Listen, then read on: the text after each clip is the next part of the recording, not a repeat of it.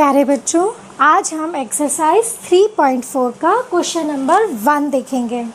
निम्न समीकरणों के युग्म को विलोपन विधि तथा प्रतिस्थापन विधि से हल कीजिए।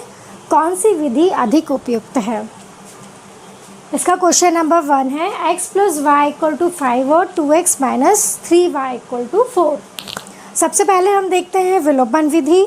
तो विलोपन विधि में किसी भी एक चर को विलोपित कर दिया जाता है और दूसरे चर का मान हम बहुत आसानी से निकाल सकते हैं। तो सबसे पहले हम जो हमें समीकरण दिए हैं x + y = 5, इसको हम दे देते हैं इक्वेशन 1 और 2x - 3y = 4 को हम दे देते हैं इक्वेशन नंबर 2।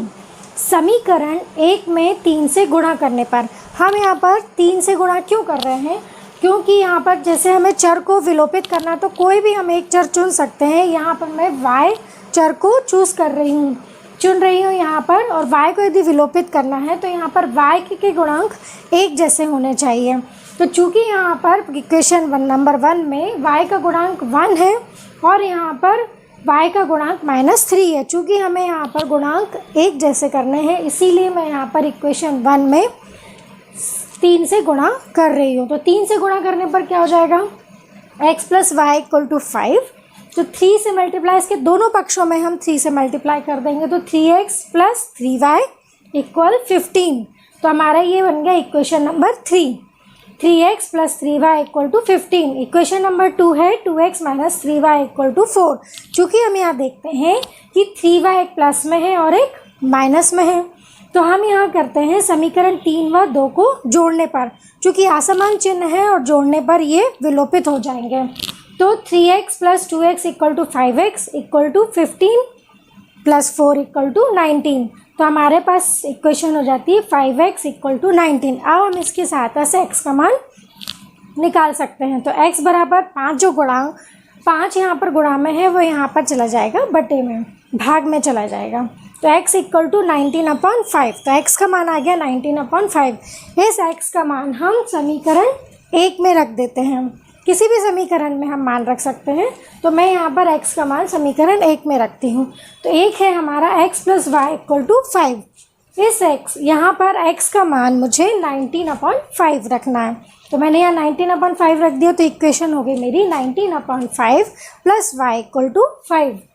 अब 19/5 का मैं यहाँ ट्रांसफ़र कर देती हूँ, प्लस 19/5 वहाँ जाकर -19/5 लिखते हैं।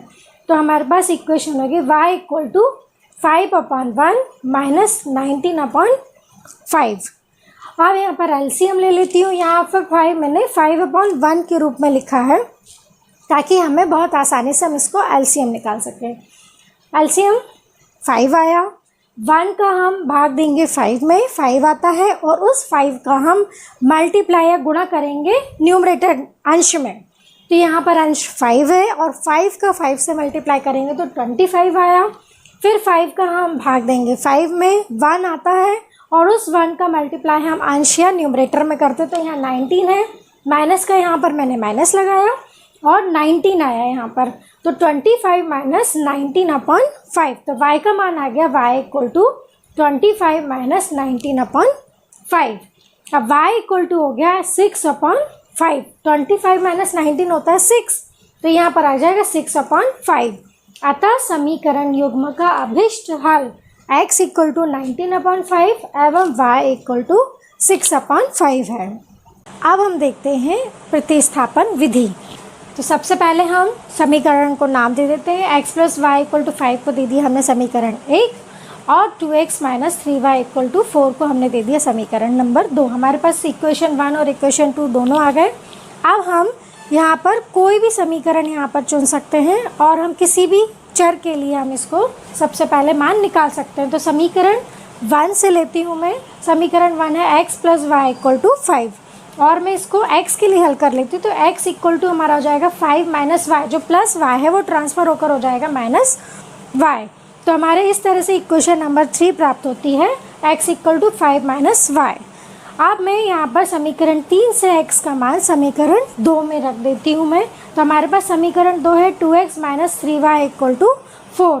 तो यहाँ पर मैं x का मान रख देती हूँ 5 - y। तो 2 into 5 minus y minus 3y equal to 4। मैं यहाँ पर 2 का मल्टीप्लाई इन दोनों में करती हूँ मैं, तो यहाँ पर हो जाएगा 2 into 5 equal to 10, 2 into minus y equal to minus 2y minus 3y equal to 4। इस तरह से हमारे पास इक्वेशन हो जाती है 10 minus 2y minus 3y equal to 4। अब यहाँ देखिए 10 का ट्रांसफ़र मैं यहाँ कर देती हूँ, और माइनस 2y और माइनस 3y को चूँकि समान चिन्ह है इसलिए ये आपस में जुड़ जाएंगे।